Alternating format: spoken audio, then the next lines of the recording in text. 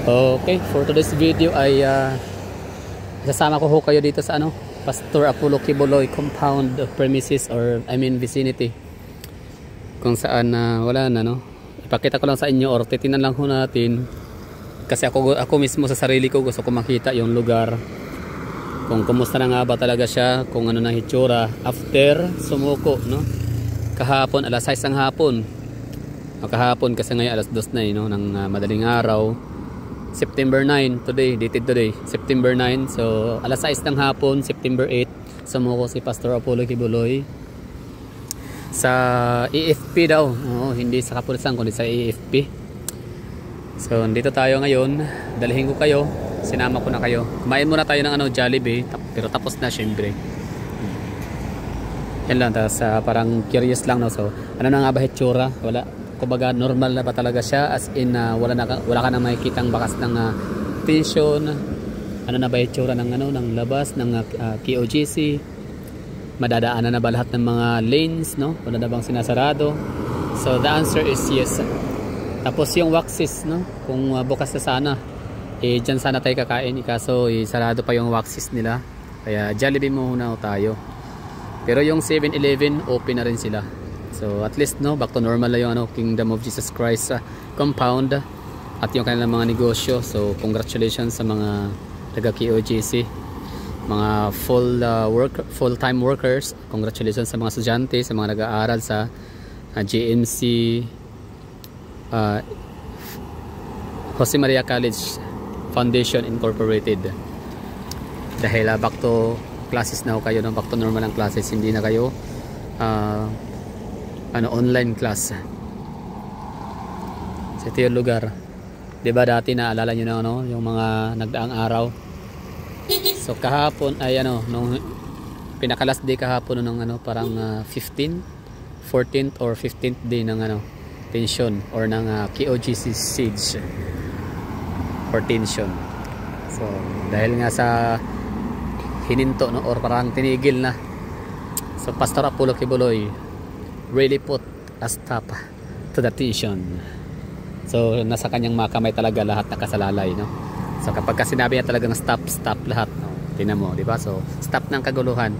So hindi niya na talaga tawag nito matik yung pinagagawa ng mga kapulisan, particular ng commander na si General Torre. Ang pinagagawa niya sa kanyang KOGC compound na yan nga pinagbubutas, pinaghuhukay, halos lahat na ng sisirain. Maaring yun talaga yung magiging ganap. Sisirain niya talaga hanggat pwedeng sirain. Lahat ng lugar pwedeng makitaan ng heartbeat, di ba? So lahat ng lugar ay pwedeng puntahan at sirain, di ba? So hindi na maisip niya hindi matik ni Pastor Apollo Quiboloy, kaya siya na talaga ang gumawa ng paraan para ma-stop. So yun, nag-voluntary surrender na siya. So tara, puntahan natin mas malapitan.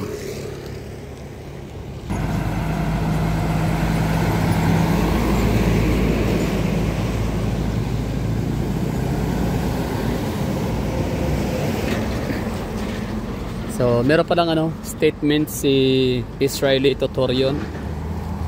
Israeli Totorion, sa mga di nakakaalam, siya yung legal at lawyer, legal team, legal counsel, lawyer ng Kingdom of Jesus Christ. So meron ho siyang sinabi or statement 1 hour ago. Yan.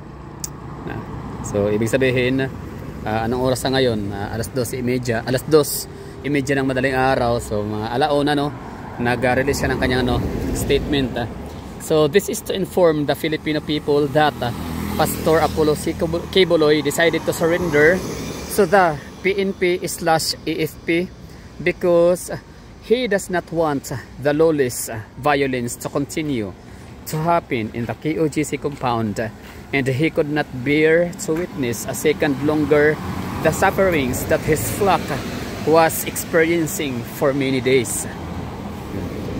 So yun yung sinasabi. So parang too much nga yung yung 15 days na tawag nito siege or tension ganun kahaba, no, yung talagang paghihirap in both sides ng ng mga kapulisan and sa mga KOJC members, sa mga full-time workers community. And yun, affected na rin ang mga taga KNJC, kasi kahit hindi sila mga KOJC members, hindi sila mga nakatira sa KOJC compound, still yung kailang no, yung quality ng quality education nila maapektuhan yun, kasi syempre iba talaga pag face to face kaysa sa tawag na ito, kaysa sa online class, di ba?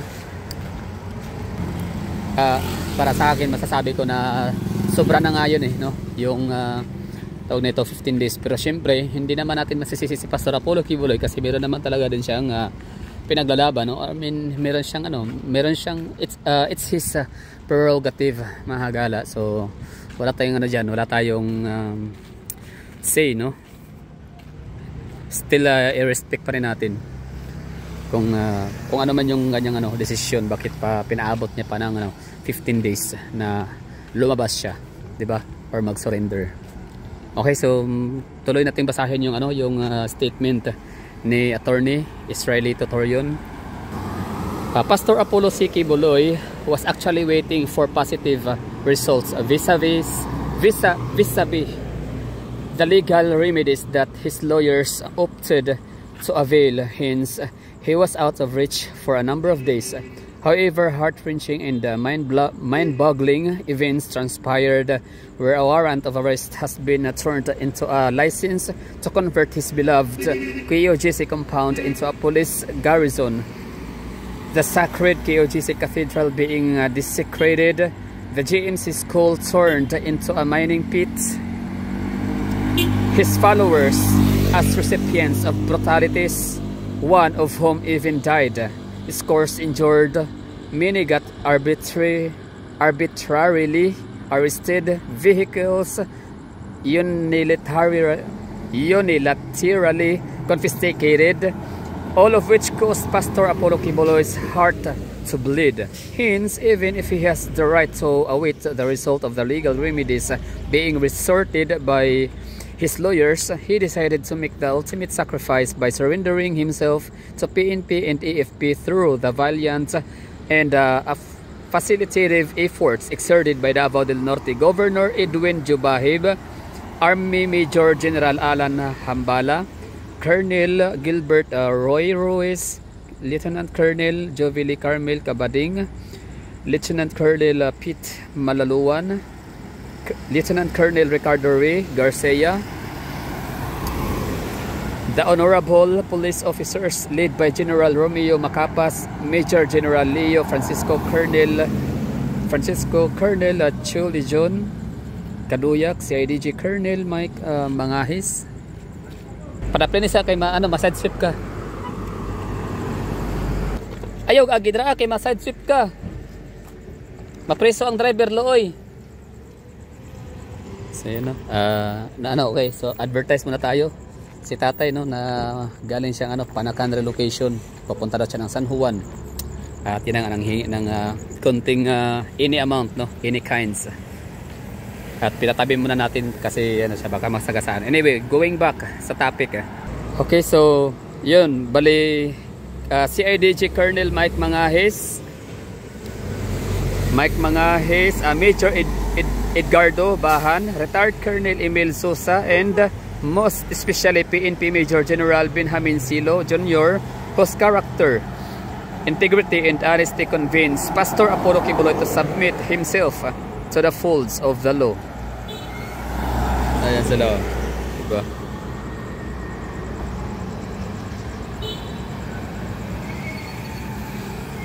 So yun lang naman, bali ang natin dito, ang ating pinaka-agenda is tinala natin, ipakita ko lang sa inyo kung na nga ba itsura ng ng KOJC compound after nag-surrender si Pastor Apollo Quiboloy. Diba? So sobrang layo ng itsura, sa panahong andito pa yung presensya ng mga kapulisan.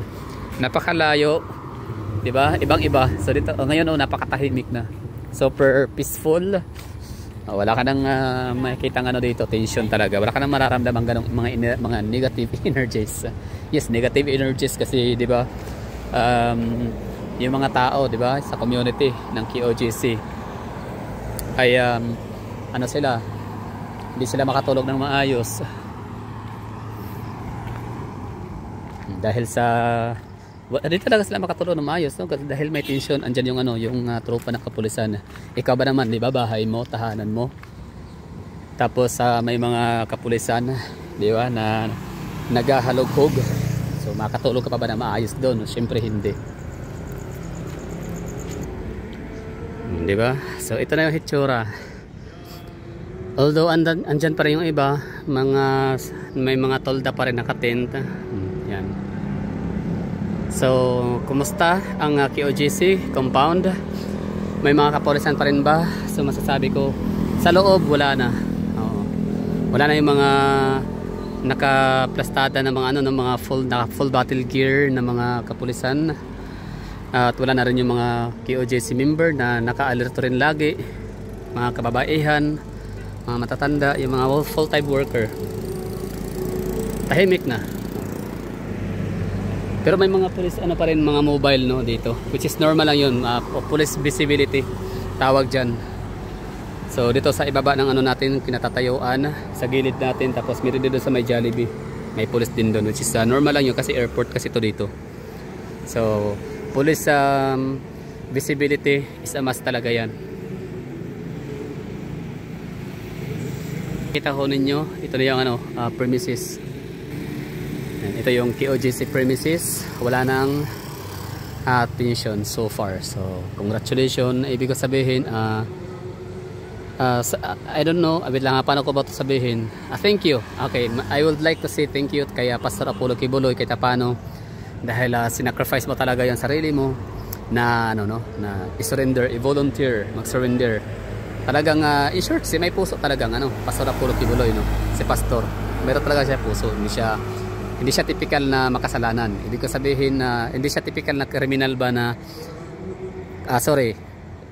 hindi siya typical, no, na sabihin natin wanted, kasi kanina sinakyang taxi, sabi niya ano daw, yung wanted daw si ano, Kibuloy. Hindi siya wanted talaga.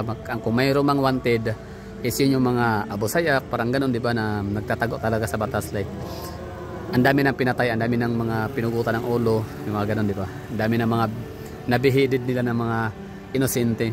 So Pastor Apollo Kibuloy, ang kanyang ano kasi is rape case kasi. Rape cases, which is ang rape cases naman talaga is pagkakaalam kasi tayo kasi kapag sinabing rape, gahasa, ano yan eh, yung parang purasahan, di ba? Ginamit natin yung purasa natin mga lalaki laban sa mga walang kalaban-laban na lakas ng babae, di ba? So abuse, no? So abuse of power, parang gano'n, di ba? Kasi malakas ang lalaki kumpara sa lakas ng babae. Pero kay Pastor Apollo Kibuloy, parang naisip ko, parang hindi yata siya ano, hindi siya applicable kasi unang-una matagal na kasi yung ano, 'di ba, yung ganong insidente, matagal na yung ganong kaso. So medyo bawasan natin like mga 10 years ago. So nasa mga 60s or 50s si Pastor Apollo Kibuloy that time. So yung mga 50, 60 siguro niya, may tsura pa si ano talaga yan, pastor, kahit ngayon nga, 'di ba? At the age of 74 may tsura pa rin si ano, tisoy pa rin si Pastor Apollo Kibuloy. Tapos ano siya, mayaman, di ba? Makisig, walang bisyo. So talagang physically fit. So parang maraming pera, no? So kung ako niyan, pag ikaw, for example, ikaw nanonood diyan, no? Ikaw lalaki, nanonood ka ngayon nito sa aking vlog, nakikinig ka sa akin. Marami kang pera, tapos puging-pugi, tisoy, maraming pera. Oh, bilyonaryo ka. Tapos may ano ka pa, may impluwensya, di ba? Bakit ka pa manggahasa, di ba? Kung pwede ka naman talaga din, mayroon naman mga sex workers, di ba? Ang daming mga sex workers na maganda, sexy, yung talagang fit sa ano mo, sa iyong panlasa, yung ano, yung fit sa gusto mo, di ba? Hindi lang Pilipino, kundi mayroon din ibang ano, international na mga ano, di ba? Mga sex workers.